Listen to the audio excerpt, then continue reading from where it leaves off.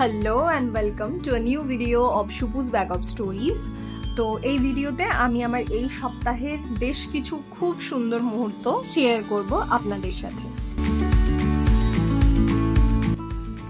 আমার লাস্ট ভিডিওটা যারা আপনারা দেখেছেন তারা জানেন এই সূর্যমুখীর তোড়াটা আমি কলকাতা থেকে নিয়ে এসেছি আরামবাগে এবং এসেও এখানে বাঁচানোর চেষ্টা করছি। দেখা যাক কতদিন থাকে। যাই হোক, অবশ্যই বোঁদে এসে খাবার খাচ্ছিল সকালের দিকে এবং ওকে স্কুল যাওয়ার সময় আমি বাই করে যাই, তাতে যদিও ওর কোনো ভ্রুক্ষেপ থাকে না, ওর খাবারেই কনসেন্ট্রেট করতে থাকে। আর লাল রং আমার ভীষণ প্রিয়, তাই এই শাড়িটাও আর আলমারির একটা দিক তো লাল রঙেই ভরে গিয়েছে। যাই হোক, আপনাদের ফেভারিট কালার সম্বন্ধেও কমেন্ট সেকশনে জানাতে পারেন। আর এই পাখিটার নামটাও কিন্তু জানাতে পারেন। দুটো পাখি রয়েছে, যদিও একই পাখি। যদি আপনারা কেউ জানেন জানাতে পারেন। আর দেখতেই পেলেন আপনারা যে কত ডাঁটা হয়েছে, ওটা আমাদেরই গাছ, প্রচুর ডাঁটা হয়েছে এবং অ্যাকচুয়ালি এটা ডাঁটারই সিজন। তো বাঙালি বাড়ির তো প্রত্যেকটা তরকারিতেই এখন ডাঁটা প্রায় দিয়ে দেওয়া হয়। আমাদের বাড়িতে যেটা সব থেকে বেশি হয় সেটা হলো ডাঁটা, আলু আর কাঁচা টমেটো দিয়ে একটা তরকারি হয়, হালকা সর্ষেও দেওয়া হয়, খুব সুন্দর খেতে হয়। আপনারা যদি অন্য কিছু ট্রাই করেন জানাবেন। অবশ্য সব রকম তরকারিতেই যদিও দেওয়া হয় এখন, তাও আপনাদের ফেভারিট কোনটা সেটা জানাতে ভুলবেন না কমেন্ট সেকশনে। আরও একটা লাল শাড়ি, যদিও এই সপ্তাহে প্রতিদিন লাল শাড়ি পরবো এরকম কোনো ইন্টেনশন আমার ছিল না, বাট কোইন্সিডেন্টালি হয়ে গেছে। আর এটা এই সপ্তাহের সমস্ত মুহূর্তের মধ্যে অন্যতম প্রিয় মুহূর্ত আমার খুব প্রিয় বান্ধবী গ্র্যাজুয়েশনের টাইমের। আমরা বহুদিন পরে, প্রায় 2 বছর পরে মিট করলাম। একদম লাস্ট আমাদের দেখা হয়েছিল আমার বিয়েতে, তারপর এই আবার এতদিন পরে দেখা হলো।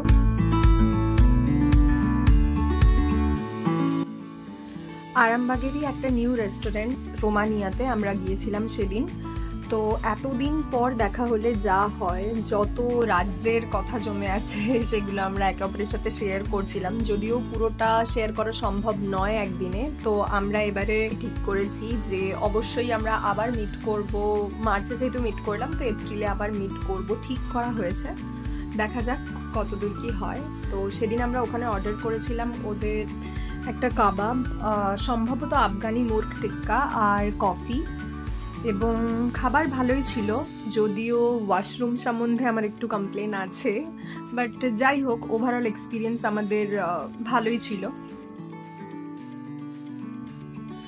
আর যেহেতু স্কুলের ফাইনাল এক্সাম এবং খাতা দেখার কাজকর্ম প্রায় কমপ্লিট ছিল, তো সেহেতু হাতে একটু ফ্রি টাইম ছিল, তো এই উইকে কিছু কেমন টুকিটাকি রান্নাবান্না করছিলাম। আর এই ট্যালেন্টটা তো আমি আগেও একবার দেখিয়েছি, আর একবার না হয় দেখালামই। যাই হোক, তো যেহেতু ছুটি পড়ে গেছে স্কুলে সেশন এন্ডিংয়ের জন্য, এই 3-4 দিনের ছুটি পাওয়া গেছে বলে কলকাতায় চলে এসেছি। বুধবার এসেছিলাম। বাস থেকে নামতে সন্ধে হয়ে গিয়েছিল। তারপর আমরা গিয়েছিলাম ময়দানে বেশ খানিকক্ষণ বসেছিলাম। এত সুন্দর হাওয়া দিচ্ছিল যে ওখান থেকে উঠে আর আসতে ইচ্ছে করছিল না।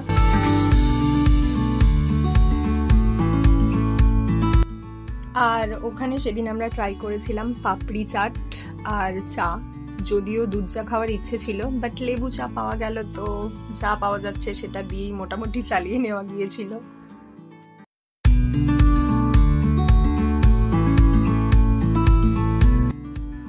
আর এটা বৃহস্পতিবার সকাল।